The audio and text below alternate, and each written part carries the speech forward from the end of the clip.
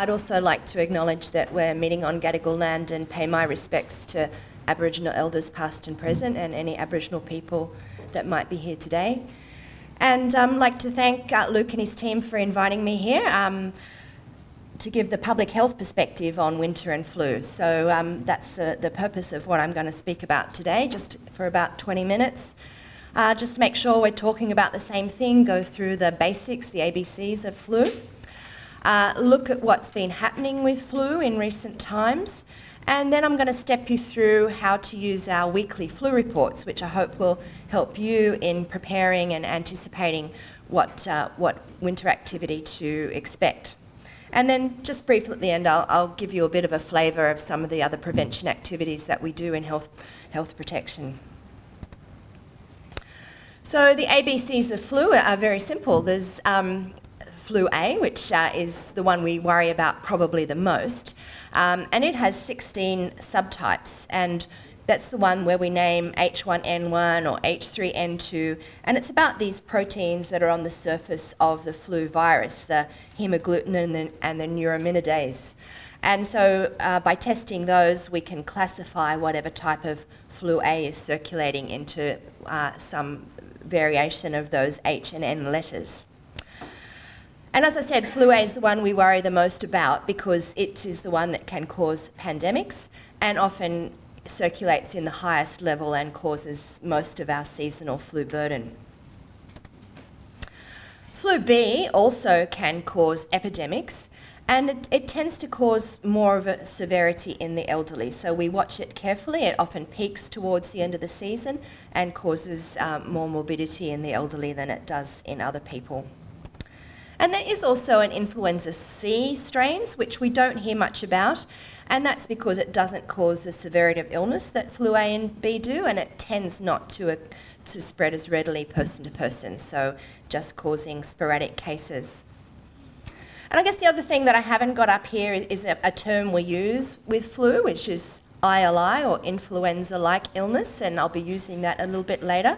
And just to define that for you, each year we probably get somewhere between 300,000 and 600,000 cases of actual influenza in New South Wales. But only last year was a very big year where we got 20,000 of those confirmed diagnosis. So most of the cases of flu we get each year are not confirmed. So we use this term influenza-like illness, which is a syndrome of fever, cough, myalgia, headache. So a lot of the reporting we do about flu isn't on confirmed flu because not everyone who gets sick gets a test. But so we use that term influenza-like illness, which correlates quite well with flu activity. So each year's flu season is different, and that depends on which strain of flu is circulating, and I'll illustrate these in a minute. How immune the community is, so whether that strain has been experienced by the community before, either through infection or through vaccination. It depends on how well the circulating strains match with what is in the seasonal vaccine, and also obviously what the uptake of the vaccine is. Some years we can have problems where the circulating flu strain is resistant to antivirals, and that can certainly cause trouble. And then other factors such as travel, how much community mixing, and other bugs that are circulating also impact on the severity of the season. So, how do we monitor and predict flu activity? So the first thing I'd like to say is we don't have a crystal ball, unfortunately. So at this point, we can't tell you what this year's season is going to be like. And to some extent, as I was talking before, not everyone gets diagnosed with flu, and there's not one way to understand what's happening with the flu season. So we do take an approach akin to this kind of approach of the blind men looking at an elephant, where we look at a range of indicators to try to build a picture of what's happening with flu. Now what we hope is, and pretty much we don't get a whole array of different impressions, what we do is take the different indicators and try and blend them into kind of a unified picture of what's happening with flu. But I really must emphasise there's just not one measure that we can take to understand what's happening with flu. So by way of example, this is one of the things we monitor, which is of all the respiratory swabs that are taken in New South Wales every month.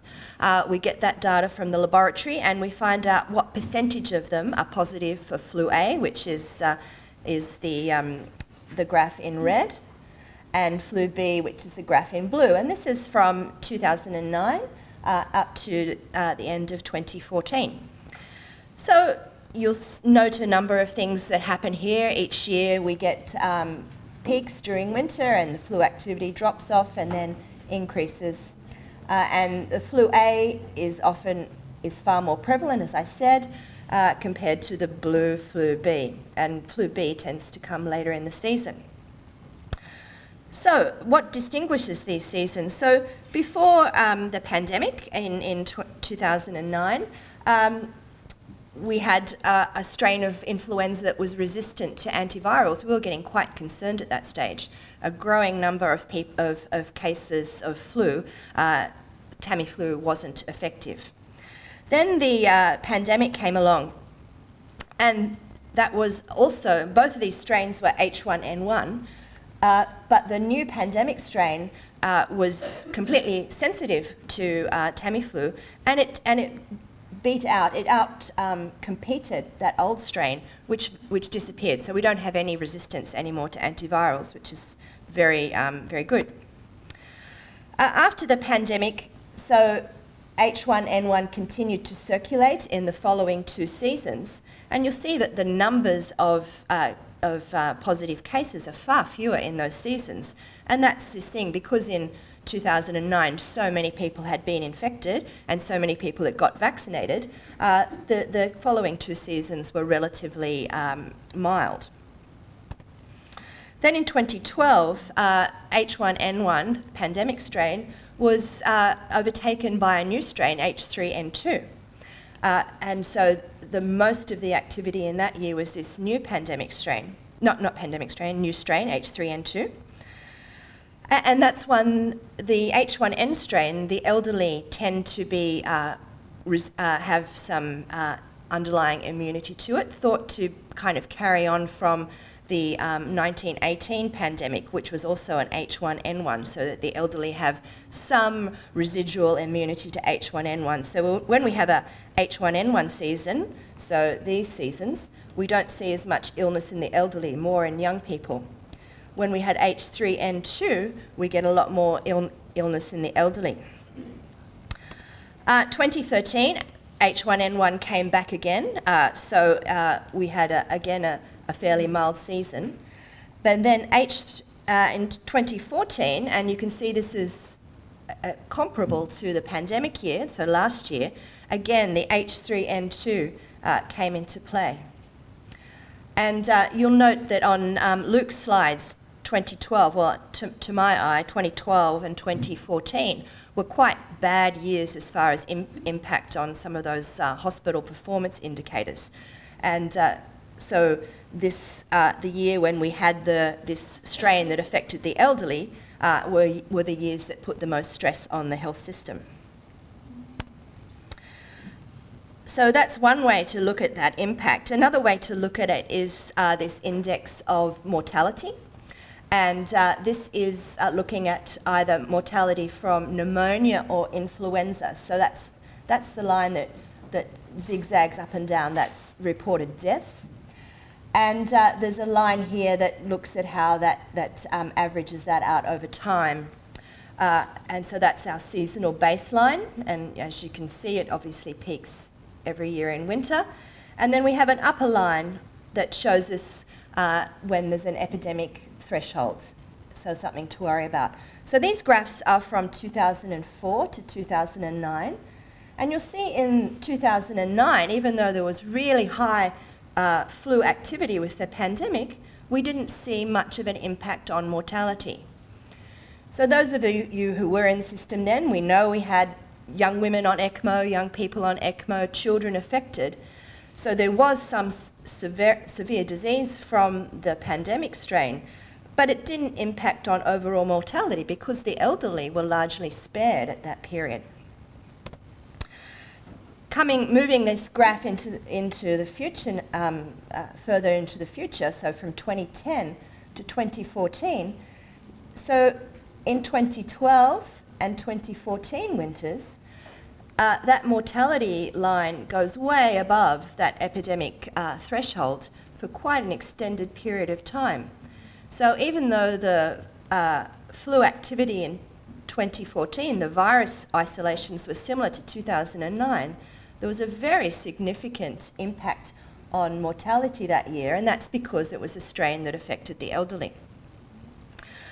So this is all by way of saying we need to integrate a number of factors to understand what's happening with flu. So we need to look at a variety of indicators. So we're seeing that both whether a strain is new, whether there's an immunity, and which age group it affects can impact on what kind of severity we experience in the hospital system and from mortality. So where are we now? In 2014, as I've said a number of times, the AH3N2 strain was predominant in New South Wales, and that was a severe season. We had more than 100 outbreaks reported from residential care facilities and 9 outbreaks in hospitals. The winter just passed. This strain remained the predominant strain in the Northern Hemisphere, and again, they had a severe season. And our interseasonal flu in New South Wales, so between Christmas and Easter, was the highest on record. And again, the H3N2 was the predominant strain. And we also had a number of outbreaks on cruise ships, and already we've had outbreaks in aged care facilities. So we're still seeing this strain circulating that we know is an issue. So that's the predominant strain. We also have the pandemic strain still circulating at a lower level. And we've got 2 B strains circulating, the Phuket and the Brisbane strains are circulating. What's good news is that the vaccine we have this year has those 3, is well matched to the 3 strains. So the trivalent vaccine, the one that healthcare staff receive and the National Immunisation Program provides to eligible people for free, is well matched to the 3 main strains circulating. You might have heard that there's a new vaccine out this year which has 4 strains in it. So it has a second B strain, and that is matched to the other B virus that's circulating, although it's at much lower levels. So far this year, from the State Vaccine Centre, which we manage, 1.3 million doses of trivalent vaccine for free have been distributed, and 102,000 doses for healthcare workers. So it's been a really big uptake of flu vaccine. So even though we do have this worrying strain circulating, a lot of people have had the opportunity to get vaccinated. So there should be a good level of immunity in the community and in healthcare workers. So that's the situation at the moment. I'd just like to run you through our weekly flu reports and show you how that you can use them to understand what's happening with flu activities. So these are posted on our website every week, and that's the URL there, but you can easily find them from Infectious Disease Influenza on the New South Wales Health website. So the first thing we'll have is a summary of what's happening with flu, and we're just tweaking this a little bit because just to get the right mix of forecasting and summary. So that will just gives a snapshot of what we're happening, and it's very much the information I've just been talking about with the current situation and what we can tell about what will happen from this point in time. So we use emergency department surveillance. So this is one of the things that we can use to monitor flu activity. And this is from a system called FREDS. And always in these graphs, the current year is in black, and then we compare it to the previous 5 years in different colours. And so we usually present 2 graphs about emergency department activity. One is emergency department visits for influenza-like illness. So we don't know if these people do have flu, but as I said, it's a syndrome that is a reasonable predictor of flu activity. And the second one we do is presentations for pneumonia. Again, it's an indicator of how much flu's around. So what we can see as far as influenza-like illness, it's kind of tracking at near the top of the expected range of activity. This is 2014. You can see what an enormous impact that had on emergency departments last year. And we've had quite a bit of pneumonia, and this is probably related to those aged care facility and cruise ship outbreaks I was describing.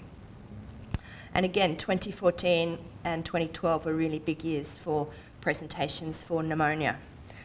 So at this stage, we can't quite tell when it's going to take off, but that's one of the things we watch closely.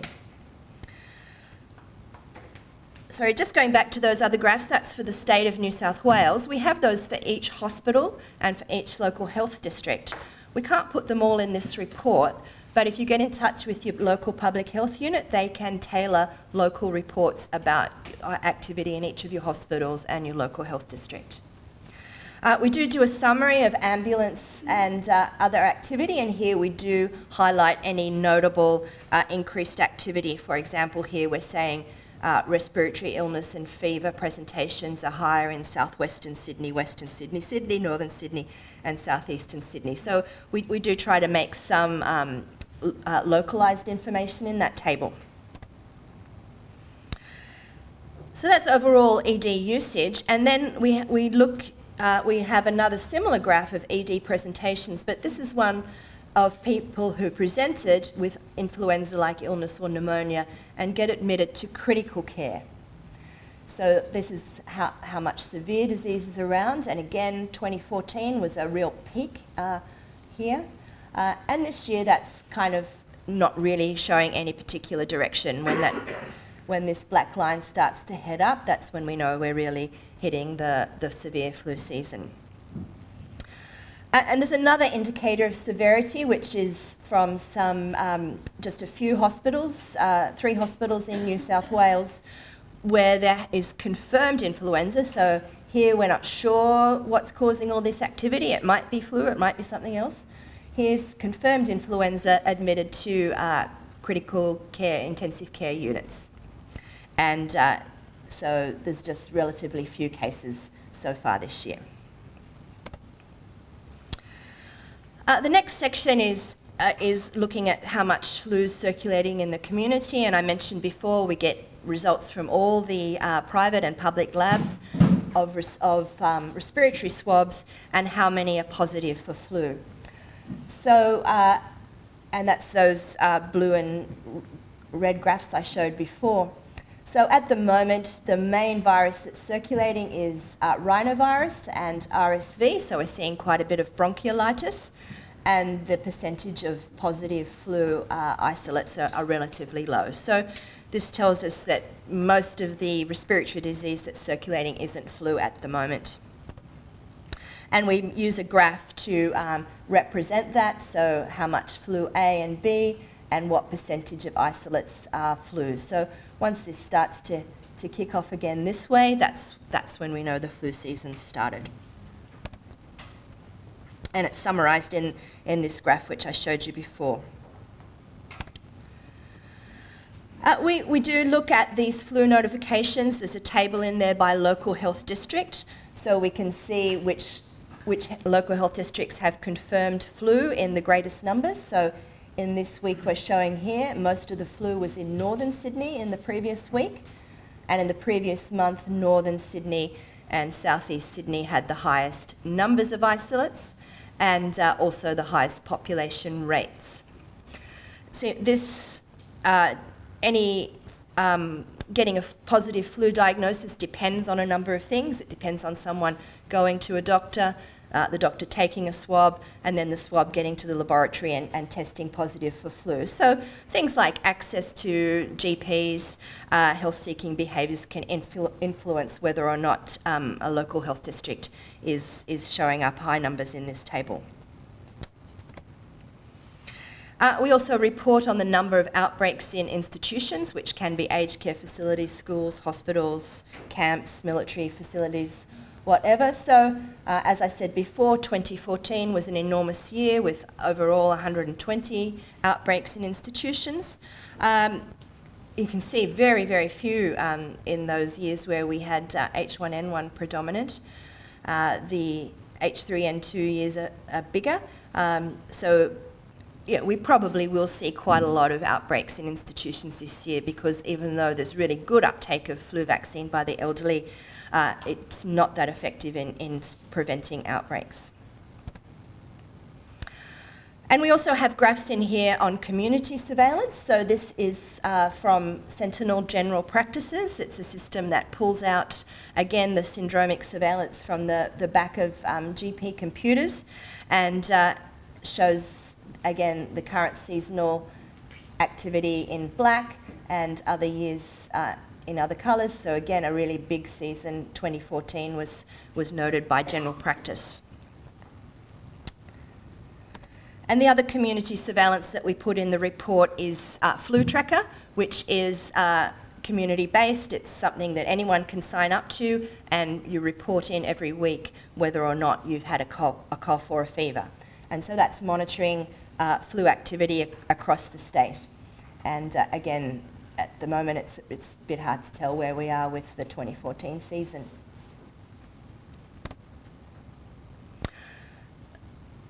So, just to talk a little bit about some of the other activities that we do, as you've probably picked up from my comments, we certainly think that the aged care sector is a big push to stress on the hospital system when there's outbreaks in aged care facilities, and the residents require admission. That really puts a strain on hospitals. So we do a number of things in health protection to try to prevent outbreaks in aged care facilities, or if they occur, try to contain them as quickly as possible.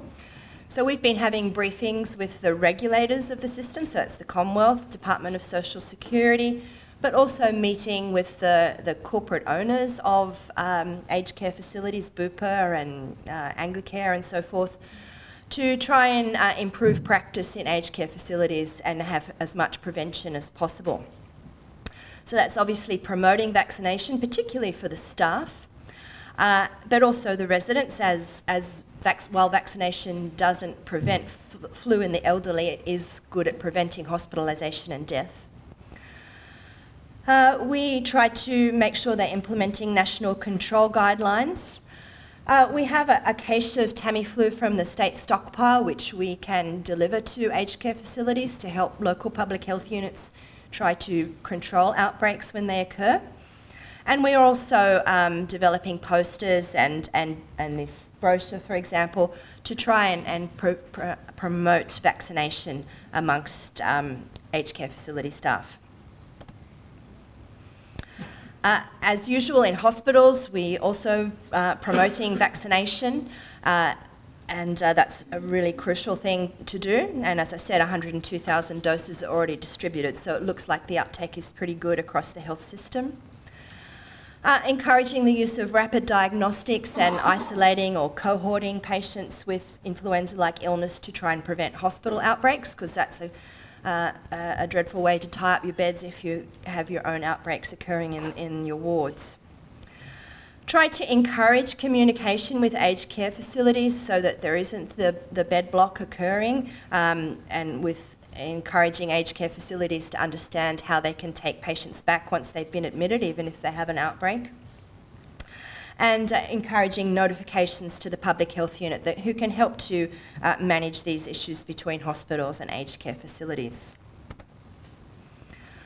Other things we're doing in the community is promoting vaccination, particularly of pregnant women. That's a group where if they catch the flu, they do have a really high morbidity, so we're using digital and brochures and things to promote vaccination uptake amongst that group.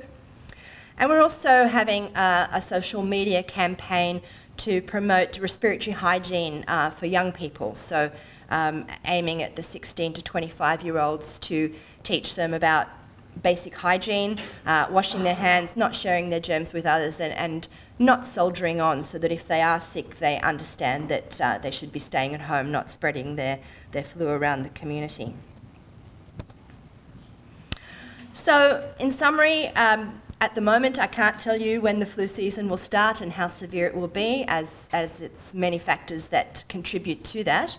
But we will make available every week our reports that monitor what's happening and try and predict as best as possible when to expect a peak of the flu season. Encourage you to contact your local public health units. So we will give a statewide report, but your local public health unit can give you local data. And then within your own hospitals, in order to maximise productivity and reduce hospital outbreaks, make sure that your key staff are vaccinated and have plans in place to respond to any outbreaks of flu that should occur on your wards. So I think that's all I have to say. Yep.